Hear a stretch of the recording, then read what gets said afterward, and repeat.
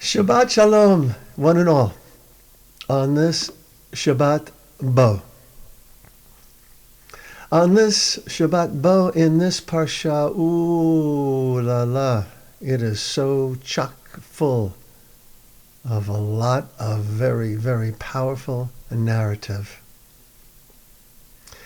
In the continuing adventures of As the Torah Turns, Parshat Bo, we have the last of the 10 plagues.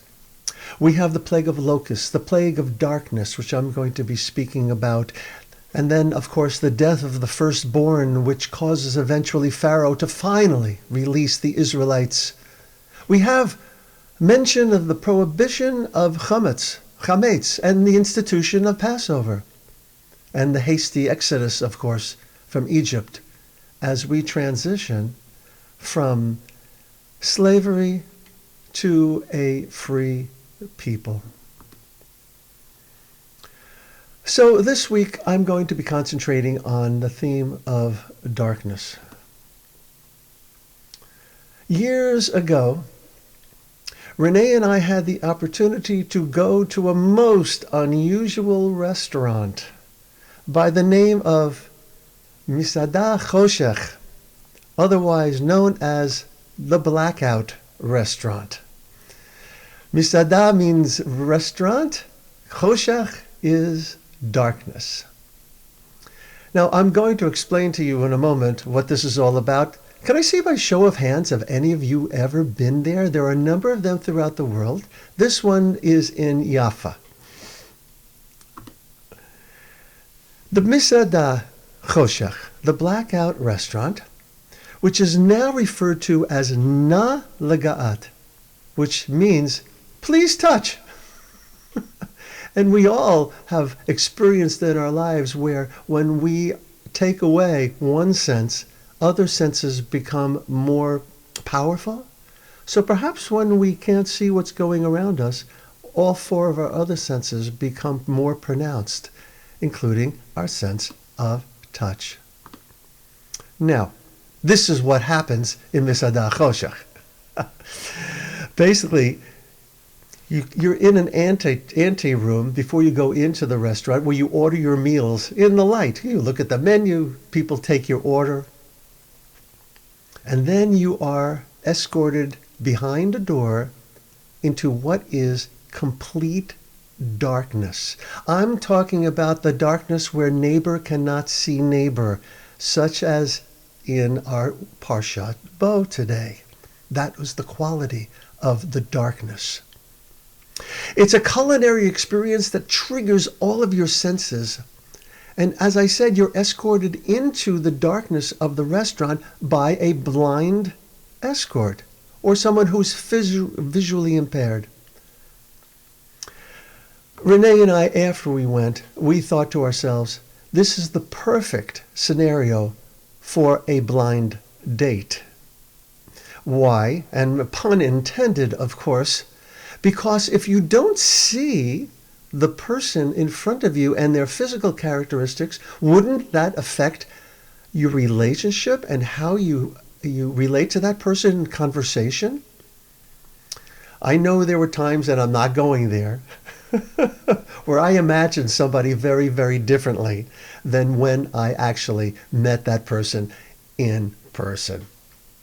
But in any case, here is the very first line of this week's Parsha. Let's see how it takes us into the darkness.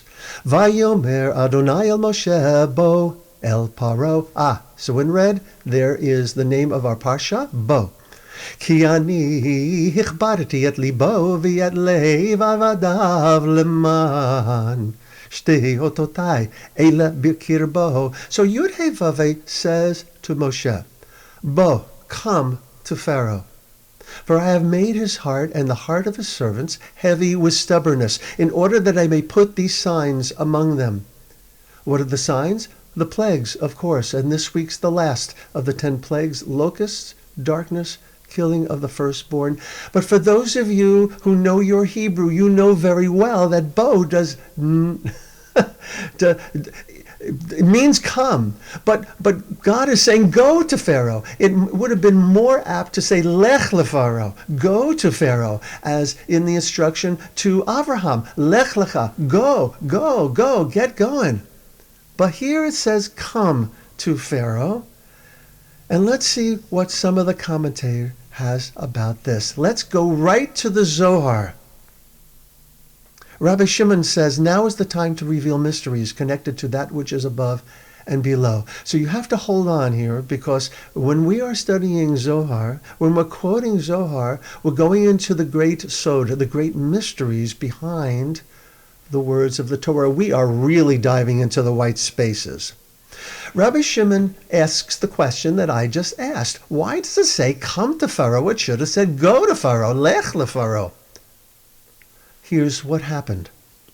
God brought Moses into a chamber, within a chamber, to the supernal and mighty serpent, a darkon, a dragon, from which many levels evolve, which Moshe feared to approach by himself.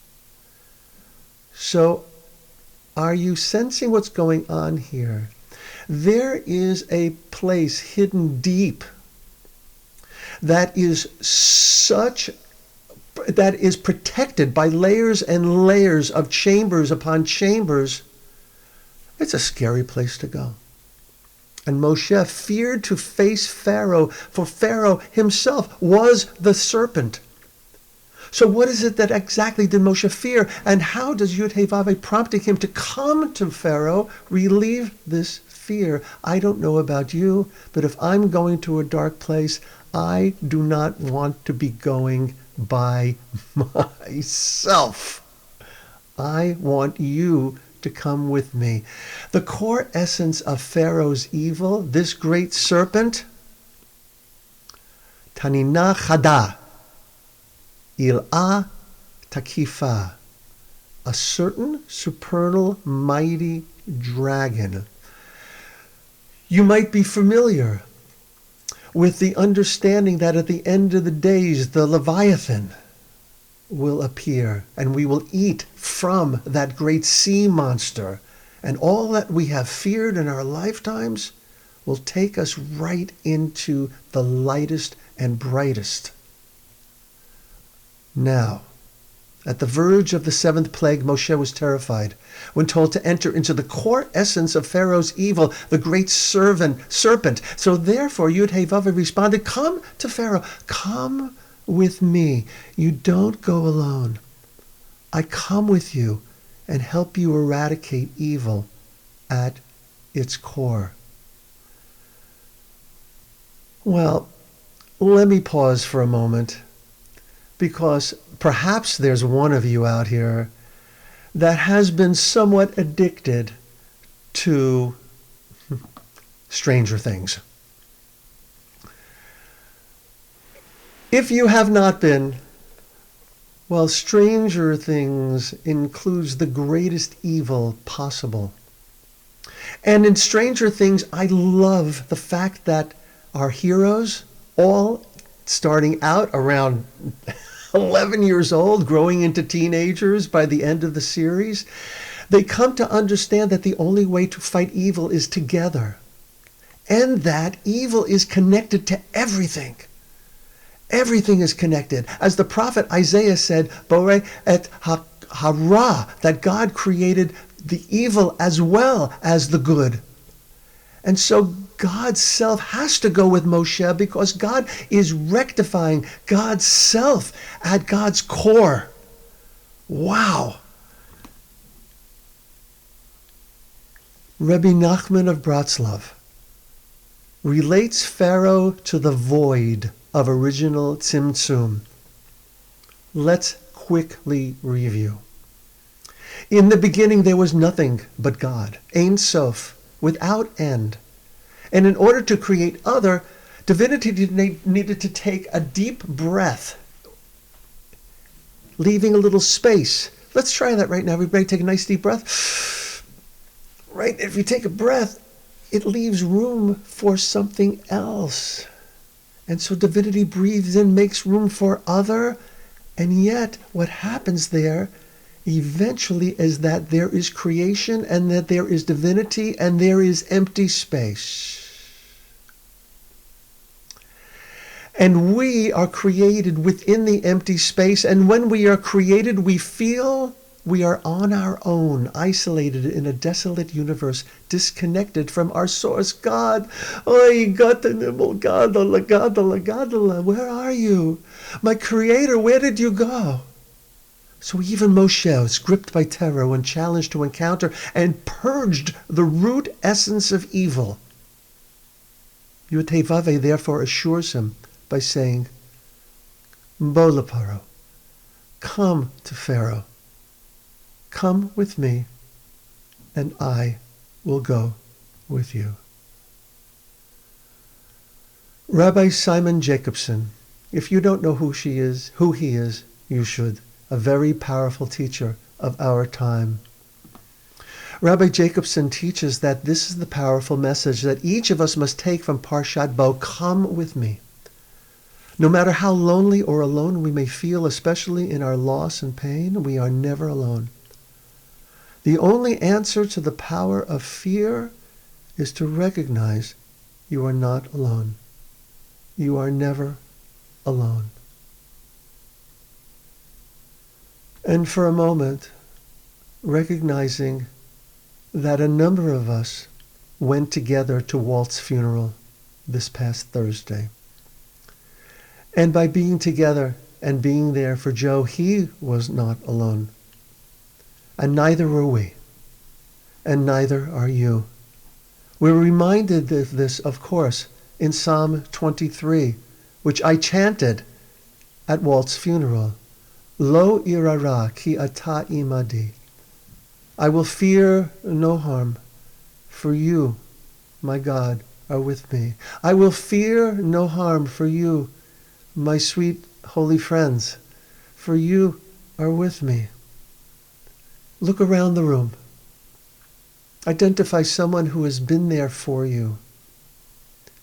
And if you're new to your community, know very well that there will come a time that someone here will be here for you.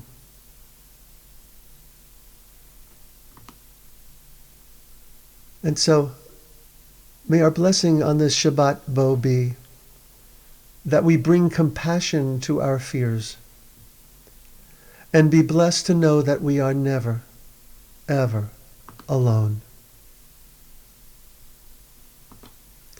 Shabbat Shalom, everyone.